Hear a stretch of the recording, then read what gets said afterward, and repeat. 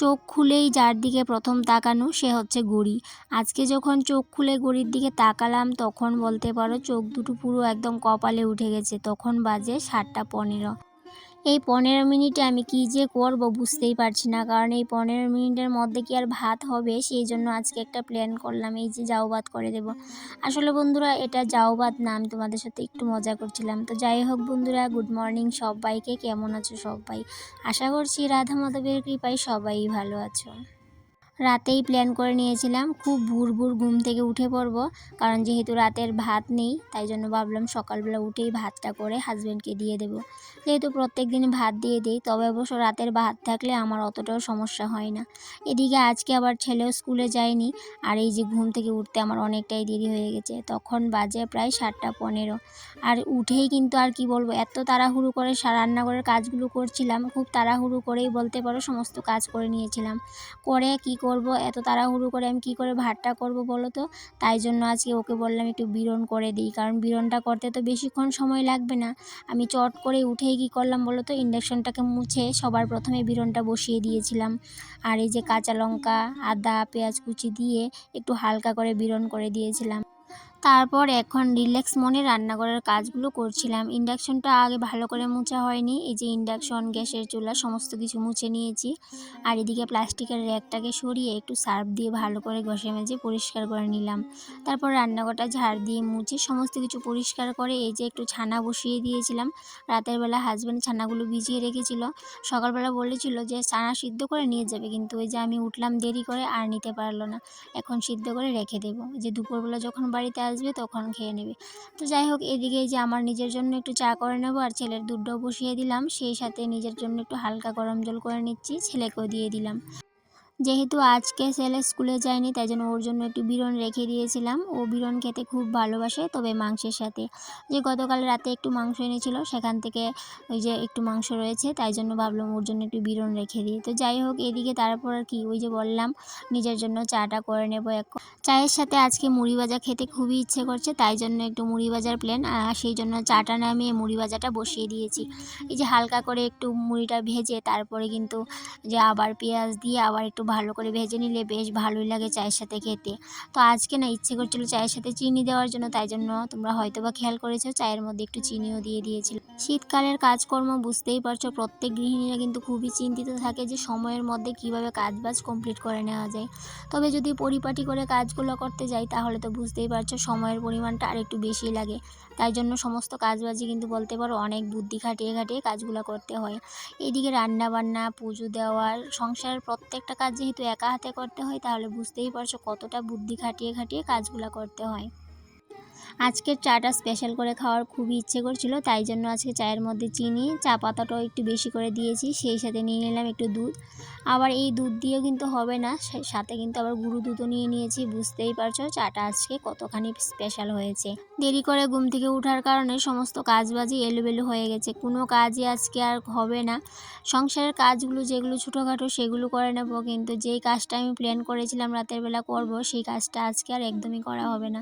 রাতে প্ল্যান করেছিলাম আজকে থাকার ঘরটা, যে রুমটাতে আমরা থাকি সেই রুমটাকে আজকে ভালো করে ক্লিন করব। বেশ অনেক দিন হয়ে গেছে ক্লিন করা হচ্ছিল না, কিন্তু আর কি করব, আজকে যেহেতু অনেকটাই দেরি হয়ে গেছে আজকে আর হবে না। তাই জন্য ভাবলাম আজকে আর যেহেতু করব না, এই যে রান্নাঘরের কাজকর্মই করে নিই সময়ের মধ্যে, তারপরে আবার তো স্নান করে পুজোটাও দিতে হবে। যেহেতু আজকে ওই রুমটা আর পরিষ্কার করা হলো না, তাই জন্য ভাবলাম ব্ল্যাঙ্কেটটাকে রোদে দিয়ে দিই। এই যে শীতকাল চলে এসেছে, এখন দেখবে শুধুমাত্র এই যে ল্যাপ, কাঁথা, কম্বল, বালিশ এগুলোকে প্রত্যেক দিনই কিন্তু রোদে দিতে হবে। আজকে যদি এই বিছানাটা আজকে রোদে দিই, কালকে দিতে হবে ওটা, এরকমটাই কিন্তু প্রত্যেক গৃহিণীদের ক্ষেত্রে হয়। তো যাই হোক, এদিকে দেখলাম জলও চলে এসেছে, জলটা নিয়ে যাবো বলে বালতি নিয়ে বাইরে চলে আসলাম। বিয়ের আগে সংসার ধর্মটা একদমই বুঝতে পারতাম না, এখন বিয়ে হওয়ার পর বুঝতে পারছি সংসারের কিন্তু একটা আলাদা নেশা আছে, সেই নেশাটা শুধুমাত্র কাজের মাধ্যমে আমরা বুঝতে পারি। কাজ না করে শুধু আরামে এসে থাকবো আর সাজগোজ করে থাকবো, সেটার মধ্যে কিন্তু কোনো নেশা নেই। কিন্তু এই কাজের মধ্যে যে একটা অজানা একটা নেশা আছে, সেটা কিন্তু যারা কাজ ভালোবাসো করতে তারাই বুঝতে পারবে। তো যাই হোক, এদিকে দেখো যখনই জল নিতে চলে আসলাম তখন হঠাৎ মনে পড়লো আর এইদিকে তো পাইপ লাইনটা আমি লাগিয়ে দিতে পারবো, শুধু শুধু বালতি করে কেন জল নেব, পাইপ লাইন করে তো করে জল নিতে পারি। কিন্তু প্রত্যেক দিনে আমি এই ভুলটা করি, যে পাইপ লাইন লাগাবো বলে আলসেমি করে, আর এইভাবে করতে করতে জলের স্পিড কমে যায় আর শেষ পর্যন্ত বালতি করে জল নিতে হয়। কিন্তু আজকে যেহেতু জলের স্পিডটা কমেনি তাই জন্য ওই যে ছেলেকে দাঁড় করিয়ে আসলাম। এখন খুব সহজেই ঘরের সমস্ত কিছু ভরিয়ে নিতে পারবো, আর এই যে কষ্ট করে বালতি করে জলটা নিতে হবে না। তো যাই হোক, এদিকে সমস্ত কিছু ভরিয়ে নিয়েছি, তারপর ভাবলাম ফিল্টারের মধ্যে জলটা দিয়ে দিই। তাই জন্য ড্রামটা ভর্তি করতে করতে এদিকে আমি ছোট্ট বালতিটা করে ফিল্টারের মধ্যে জল দিয়ে দিচ্ছিলাম।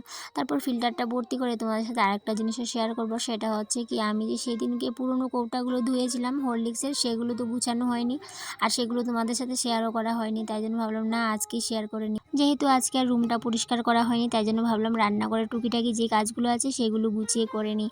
কারণ সংসারের সমস্ত কটা কাজের মধ্যেই না আমি আনন্দ খুঁজে পাই, আর এইগুলো না একটা নেশার মতো হয়ে গেছে। সংসারের সমস্ত কাজই আমার বলতে পারো নেশা, আর এই নেশার মধ্যেও না অনেক আনন্দ মিশে আছে। তো যাই হোক, এদিকে দেখো ওই যে হরলিক্সের কৌটাগুলো সেদিনকে ধুয়ে দিয়েছিলাম, সেগুলোকে কিন্তু যা যা যাবতীয় জিনিসপত্র ঘরে ছিল ওই যে কৌটার মধ্যে ডালার বাকি, সেগুলোকে কিন্তু এই কৌটার মধ্যে ভর্তি করে নিয়েছি। একটা মজার জিনিস তোমাদের সাথে আজকে শেয়ার করবো। এই যে পলি ব্যাগটা দেখতে পেয়েছো, এখন যেই পলি ব্যাগটা দিয়ে আমি ডালটা ঢেলেছি কৌটার মধ্যে, এই পলি ব্যাগটা না ফেলে দেওয়ার কথা ছিল। কারণ আমি না ফেলে দেওয়ার আগে অনেকবার চিন্তা করি এই জিনিসটা ফেলে দেবো কিনা, কারণ এই জিনিসগুলো যদি কাজে লাগে তাহলে তো ফেলে দিয়ে লাভ নেই, তাই না?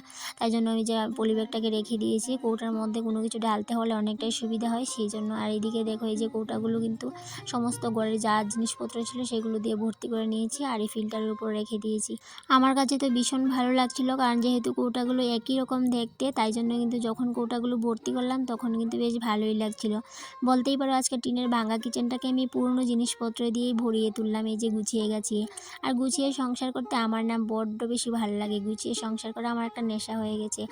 শুধুমাত্র সংসার গুছানো নিয়ে পড়ে থাকলে তো হবে না, রান্নাটাও তো করতে হবে, সেই জন্য রান্নাটাও বসিয়ে দিলাম। এদিকে ভাতটা বসিয়ে নিয়েছি, তার আগে করে নিয়েছিলাম মুলো শাক ডাল দিয়ে। তাই জন্য প্রথমে দেখেছিলে অল্প করে একটু ডাল সিদ্ধ করে নিয়েছিলাম, আর সেই সাথে ভাতটা বসিয়ে দিয়ে এদিকে ডেকি শাকগুলো কেটে নিয়েছি। আমার একটা ফেভারিট জিনিসই বলতে পারো ডেকির শাক। আর এদিকে দেখো এই যে ফ্রিজের মধ্যে ডাল ছিল রাতের, আর মাংস তো ছিল সকালে, সেটা শেষ হয়ে গেছে। আর এদিকে ডেকির শাক ভাজি, ডাল, আর এই যে মূলা দিয়ে মূলার শাক করেছি ডাল দিয়ে। তো যাই হোক, আজকে রান্নাবান্না এইটুকুই। এদিকে তো ভাতটা করেই নিলাম। ক্লিন আমাকে প্রত্যেক দিনই করতে হয়, একটু না একটু করে আমি ক্লিন করেই থাকি। একদিনে যেহেতু করা সম্ভব হয় না, তাই জন্য প্রত্যেক দিনই চেষ্টা করি একটু একটু করে ক্লিন করে নেওয়ার। আর এদিকে রান্নাবান্না শেষ করে গ্যাসটাকেও মুছে নিয়েছি। এবার ভাবলাম বেসিনটাকেও পরিষ্কার করে নেবো। বেশ অনেক দিন হয়েছে বেসিনটা কিন্তু পরিষ্কার করা হচ্ছিল না, যেহেতু এটা সাদা কালার একদমই নোংরা হয়ে যায়। সপ্তাহে একটা দিন হলেও কিন্তু এই বেসিনটাকে ভালো করে ঘষে মেজে নিতে হয়, না হলে এত অবস্থা খারাপ হয়ে যায়। যেহেতু জলটার মধ্যে অনেক আয়রন, সেই জন্যই কিন্তু এই কালারটা একদম লাল কালার হয়ে যায়। আর তাই জন্য সপ্তাহে একটা দিন ভালো করে একটু ঘষে মেজে পরিষ্কার করে নিতে হয়। রান্নাবান্না শেষ মানেই যে সমস্ত কাজবাজ শেষ এরকম কিন্তু কোনো ব্যাপার না। অনেকগুলো বাসন জমেছে রান্না করার পর, সেগুলোকে এখন ধুয়ে মেজে নিয়ে আসলাম। তার আগে ঘর বারান্দাকে ঝাড় দিয়ে ভালো করে মুছে নিয়েছি। এই যে দুপুরবেলা যদি ঘরটাকে আর বারান্দাটাকে ভালো করে মুছে নেওয়া যায় তাহলে সন্ধ্যেবেলা অতটাও কিন্তু চাপ পড়ে না। যেহেতু সন্ধ্যাবেলা আমার টিউশনটা থাকে তাই জন্য ঘরটাকে ভালো করে ঝাড়ও দিতে পারে না। এখন মোটামুটি সংসারের সমস্ত কাজবাজ শেষ হয়ে গেছে, এখন স্নানটা করে পুজোটা দিয়ে দেবো। তারপরে এই যে সোজা চলে আসলাম বিকেলবেলা। এই যে সেদিনকে অনলাইন থেকে একটা জিনিস নিয়েছিলাম, সেটা তোমাদের সাথে শেয়ার করা হয়নি। ওই যে বললাম তোমাদের সাথে কোনো একটা ব্লগে শেয়ার করব, যে আজকে আমি ওপেন করলাম এই প্যাকেটটা।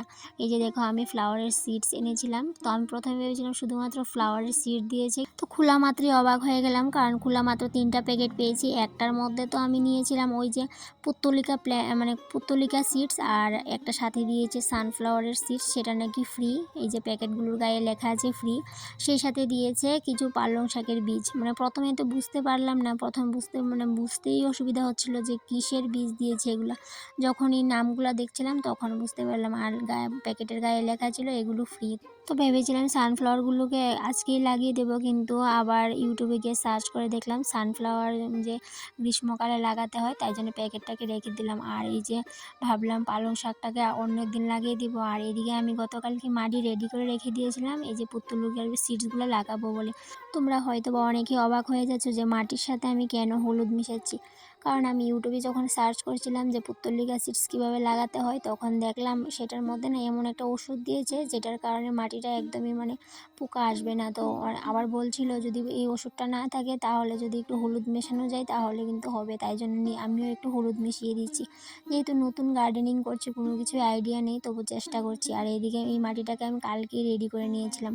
এখন হালকা একটু মাটি উপর থেকে রেখে দিয়েছি, আর এদিকে মাটিটাগুলোকে একটু জল দিয়ে ভিজিয়ে নিয়েছি, তারপর বীজগুলোকে ছড়িয়ে দিলাম। তারপর উপরে আবার মাটিগুলো দিয়ে একটু জল দিয়ে আবার ঢাকা দিয়ে 4 থেকে 5 দিন রেখে দেবো। তারপর যখন সিডসগুলো উঠবে তোমাদের সাথে শেয়ার করব।